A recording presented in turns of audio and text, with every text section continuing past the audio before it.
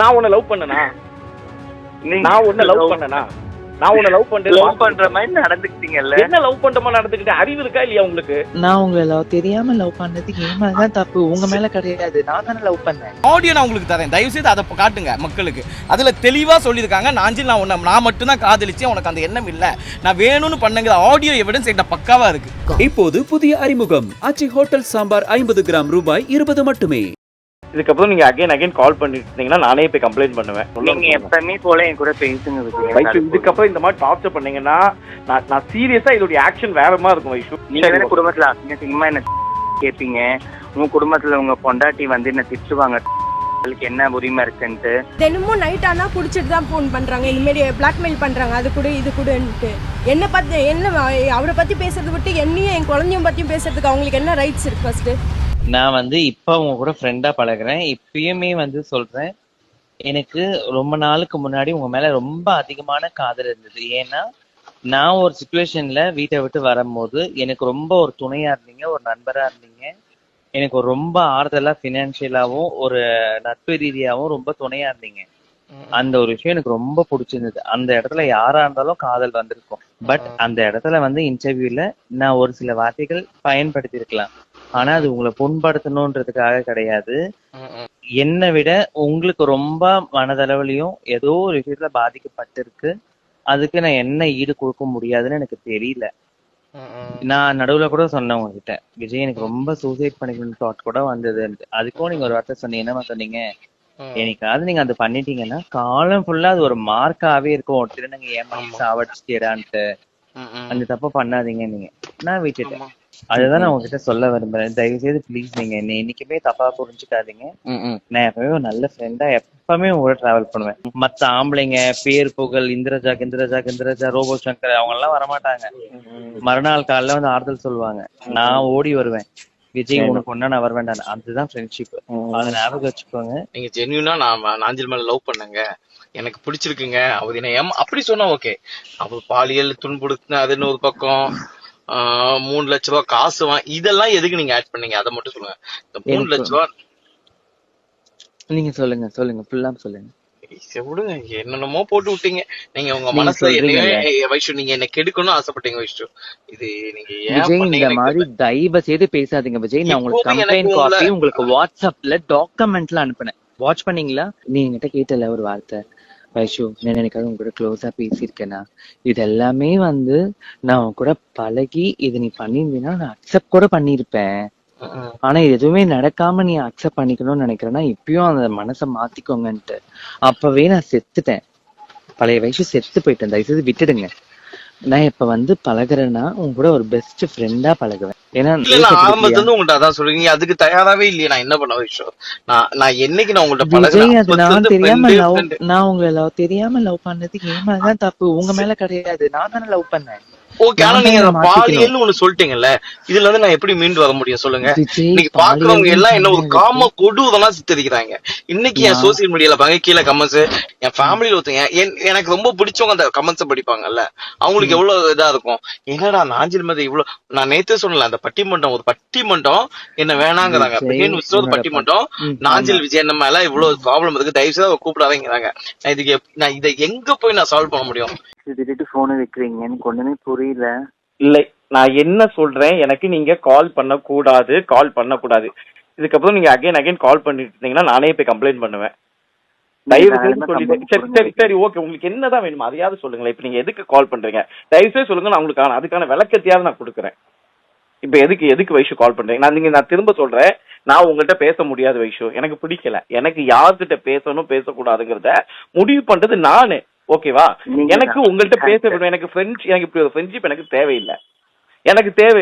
எனக்கு உங்களை பிடிக்கல, எங்க வீட்டுல ஃபேமிலிக்கு பிடிக்கல, யாருக்கும் பிடிக்கல. எனக்கு மேபி ஒருவேளை நல்லது செஞ்சுட்டா கூட ஓகே, நான் அதுக்கு உங்களுக்கு காலம் ஃபுல்லா நன்றி உள்ளவனா இருப்பேன். நீங்க ஏதோ ஒரு வகையில எனக்கு எங்கேயோ ஒரு உதவி செஞ்சீங்கன்னா அதுக்கு நான் காலம் முழுவதும் உங்களுக்கு நன்றி கடன் பட்டவனா இருக்கேன், ஓகேவா? அந்த எல்லா இடத்துலயுமே கேள்விக்குறியா இருக்குல்ல, அதுக்கு நீங்க தானே காரணம். நீங்க மாத்தி ஒவ்வொரு யூடியூப் சேனலா இன்டர்வியூ கொடுக்கும்போது நாங்க ஏன் அமைதியா இருந்தா தெரியுமா? ஒரு நாள் இந்த விஷயத்த நீங்களே அனலைஸ் பண்ணுவீங்க. இந்த உலகம் உங்க மூஞ்சில காரி துப்பும். நீங்க உட்கார்ந்து ஒரு நிமிஷம் நான் பேசுறேன். நீங்க உட்கார்ந்து மாமியார் $3 லட்சம் ரூபாய் ஒரே நிமிஷம் 3 லட்சம் ரூபாய் காசு வாங்கியிருந்தேன், நான் உங்ககிட்ட 3 லட்சம் ரூபாய் கடன் வாங்கினேன் நீங்க சொன்னீங்கல்ல.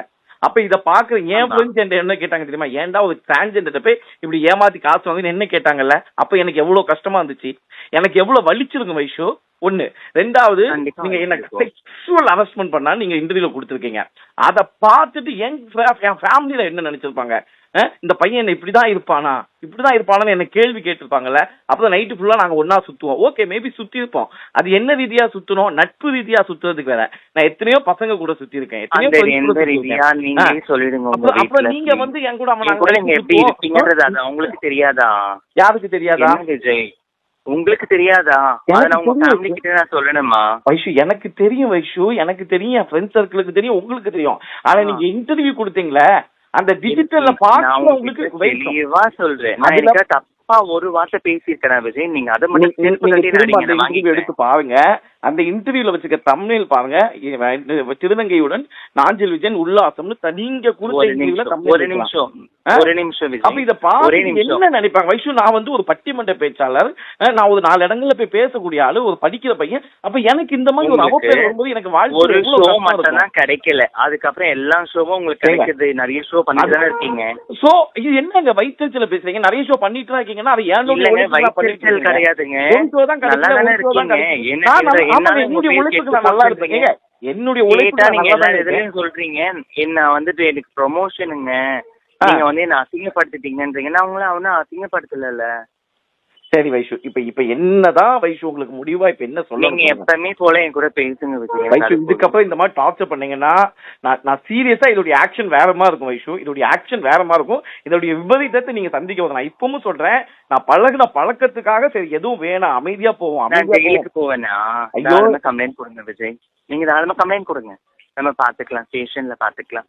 உங்க வைஃபும் அதான் சொல்றாங்க, உங்க மாமியாரும் அதான் சொல்றாங்க, நீங்களும் அதான் சொன்னீங்க நீங்க ஸ்டேஷன்ல கம்ப்ளைண்ட் கொடுப்பேன்னு. தாராளமா கொடுங்க. நான் கமிஷன் ஆஃபீஸ் போட்டுமா இல்ல நீங்க போறீங்களா? நீங்க வேற குடும்பத்துல அசிங்கமா என்ன கேட்பீங்க, உங்க குடும்பத்துல உங்க பொண்டாட்டி வந்து என்ன திட்டுவாங்க, என்ன உரிமை இருக்குன்ட்டு. உங்க பொண்டாட்டி கேட்கறதுக்கு எல்லா உரிமையும் இருக்குல்ல, அவங்களே போக சொல்லுங்க. நான் ஏன் போனோம், ஆல்ரெடி போயிட்டேன்ல. நீங்க போங்க இந்த வாட்டி, நான் பாக்குறேன். சரிம்மா, என்ன கஷ்டப்படுத்தி என்ன அசிங்கப்படுத்தி என் குடும்பத்துல என்ன வீட்டை விட்டு வெளியே போன்ட்டாங்க. நான் இப்ப ஃப்ரெண்டு வீட்டுல ரூம்ல தங்கிட்டு இருக்கேன். இப்ப நாங்க வந்து குடும்பத்தோட நல்லா இருக்குது உங்களுக்கு பிடிக்கலையா வைஷு? நீங்க பண்ண தப்புக்கான பலன் அனுபவிக்கீங்க வைஷு. அதுக்கு நான் என்ன பண்ண? நீங்க தனியா இருக்கலாம், அதுக்கு நான் என்ன பண்ண வைஷு? நான் என்ன உங்களை கல்யாணம் பண்ணனா, லவ் பண்ணனா, உங்களை ஏமாத்தினா? நான் உன்னை லவ் பண்ணனா? நான் உன்னை லவ் பண்ணனா? நான் உன்னை லவ் பண்ற மாதிரி நடந்துக்கிட்டீங்கல்ல. என்ன லவ் பண்ற மாதிரி நடந்துக்கிட்டேன்? அறிவு இருக்கா இல்லையா உங்களுக்கு? உங்களுக்கு அறிவு இருக்கா இல்லையா? என்ன லவ் பண்ண மாதிரி நடந்துக்கிட்டேன்? என்ன லவ் பண்ண மாதிரி நடந்துக்கிட்டேன் சொல்லுங்க, உங்க மனசாட்சியத்தோட சொல்லுங்க. நான் உங்களை லவ் பண்றேன்னு சொன்னேன், நான் கல்யாணம் பண்ணிக்கிறேன்னு உங்களுக்கு வாக்கு கொடுத்தேன் என்னைக்காவது? இல்ல என்னைக்காவது தவறா ஒரு நாள் உங்க கூட படுத்திருப்பேன் நான்? சொல்லுங்க. திரும்ப திரும்ப நான் ஃபேமிலியோட இருக்க விஷயம், எனக்கு குடும்பம் இருக்க விஷயம் உங்களுக்கு புரிய வைக்கிறேன். எனக்கு குடும்பம் இருக்க விஷயம். இந்த டைம்ல எந்த ஒரு பொண்ணு கால் பண்ணாலும் வீட்டுல திட்டுவாங்க. இப்ப பாருங்க நீங்க போனை வச்சிருவீங்க. இதுக்கப்புறம் எங்க வீட்டுல இருக்கிற ஃப்ரெண்டை யார் மேனேஜ் பண்ணுவா? விஷயம் கொஞ்சம் புரிஞ்சுக்க வேணாமா? ஒருத்த ஃபேமிலியோட இருக்காங்க, கல்யாணம் ஆயிடுச்சு, குழந்தை இருக்கு, மாமியா இருக்காங்க, ஃபேமிலி இருக்காங்க, அப்பா இருக்காங்க, தங்கச்சி இருக்காங்க. நீங்க இந்த டைம்ல பண்ண மணி 11:50 இப்போ இந்த டைம்ல கால் பண்ணி பேசுறாங்க. அவங்க கேட்பாங்க என்னங்க உங்களுக்கு அந்த பொண்ணுக்கு ஏற்கனவே உங்களுக்கும் அந்த பொண்ணுக்கு ஏற்கனவே சண்டைன்னு சொன்னீங்க. இப்ப திரும்ப அந்த பொண்ணு கிட்ட பேசிட்டு இருக்கீங்கன்னு எங்க வீட்டுல கேட்பாங்களா கேட்க மாட்டாங்களா? எங்க வீட்டுல கேட்பாங்க. அதே பொண்ணு தானே உங்களுக்கு கல்யாணம் பண்ணி வச்சது, அது உங்களுக்கு தெரியாதா? நாயா, இதுக்கு மேல என் பொண்டாட்டியை பத்தி ஒரு வார்த்தை நீ பேசணும்னு வச்சுக்க, உன்னை சாவடிச்சிருவேன். இப்போது புதிய அறிமுகம் ஆச்சி ஹோட்டல் சாம்பார் 50 கிராம் ரூபாய் 20 மட்டுமே.